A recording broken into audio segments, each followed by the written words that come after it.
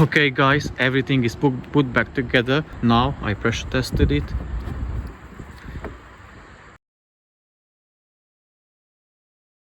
So now let's talk about the bougie a little bit. So here are the parts, they are already connected. So thermostat housing with a thermostat inside, water crossover pipe and another water pipe. You may have a different situation or scenario, because usually you don't have this pipe. Unfortunately, I have it. It's not that difficult, like it's just one spring retainer, metal one, remove it. So how it's gonna go? Obviously, I remove this pipe first from it, remove the thermostat housing and try to fit just this water pipe back to the water pump housing. I will silicone it, grease it, everything, so it will go back very easily.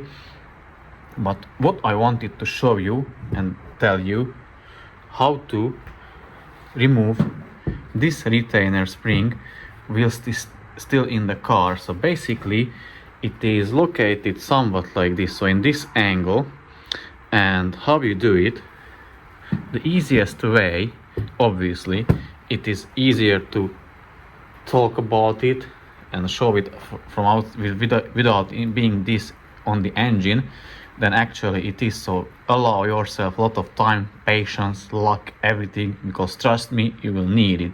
Removal is fairly easy. So how you remove it, you pull it, and don't pull it upwards but pull it towards to the firewall, because here is the firewall on the engine. So like, not pull it upwards but rather twist it. And let me try to hold it with other hand, and like, see, just twist it and it's easily removed. And how to put it back, so once the pipe is on, everything is on, then you put on the thermostat and align, because there is one notch on the bottom and there is a cutout on the water pipe. So align it. Once it is aligned, you see here is like a, I don't know what that is, not a nipple, like some plastic part of the water pipe. So basically what you want to do, like again, you're going to twist it on, not pushing it on, because it is quite like, it's not from up straight, but it's like a little bit of this at this angle inside the engine bay.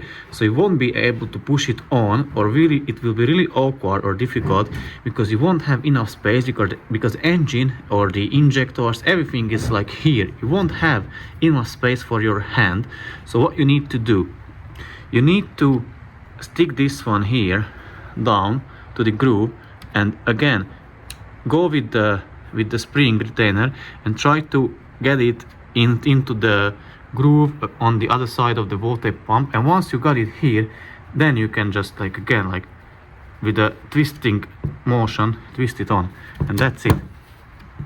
That's how you put it on. Obviously a lot more easier to talk about it and show it when it's outside the car or out from the engine.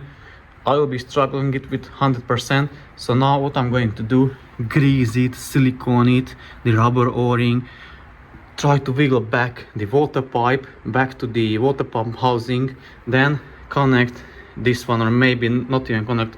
Then I try to put the thermostat on that one, and then again connect everything, tighten down the thermostat, 2 bolts, 1 nut, tighten them down, and still without putting the other parts back, pressure test the system and then check for leaks, and hopefully it won't be leaking.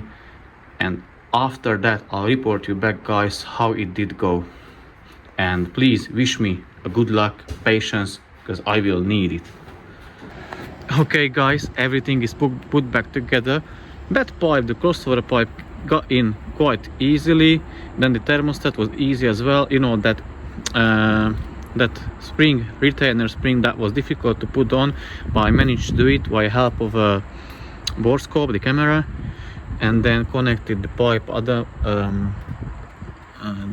pipe or hose, connected it, spring clip on easily. Now I pressure tested it.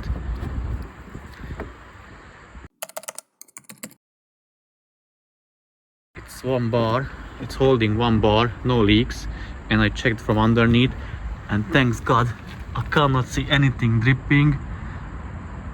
So it looks it is fixed now, fingers crossed. I'll leave it, I don't know, maybe another 5-10 minutes pressurized and see, monitor check with bore scope, camera, everything what I can with flashlight, everything. If I can find any leaks, hopefully there won't be any. Then another difficult part or thing will be the intake manifold, put that back on, and then the rest shouldn't be that bad. And once I'm done with it, I need to swap or change the turbo housing, and then obviously fill up the brake fluid, bleed the clutch, check everything, take it for test drive, put the car back together and give it back to the owner. So it looks promising to me at the moment. I'll report back if there will be any faults or if I find out anything else otherwise. Okay, it is 4:30 now. I managed to do the water pipe on the Peugeot, the thermostat. I checked pressure test, as you could see in the previous clip. I put back few air hoses, air pipes, air box. I still have to do a bit more. I'll do that Friday, but I consider it as like a successful day. I'm very happy with the results. It's not leaking, obviously.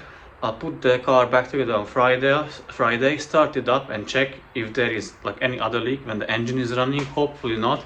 And then if I'm done with that, I still need to bleed the clutch, bleed the coolant system and swap that turbo housing. Once that is done, I can let the owner know that he can pick up the car after roughly 2 months, which is a long, I know. But yeah, that's it for today. Now we're getting ready for a bit later. I'm taking out my girlfriend for dinner and my brother-in-law. They deserve it very well because they're helping me big time. So yeah, without further ado, let us have a nice dinner. Well, I don't know what that is, lunch, dinner, more likely dinner. So yeah, thank you guys for watching and see you in the next one. Take care.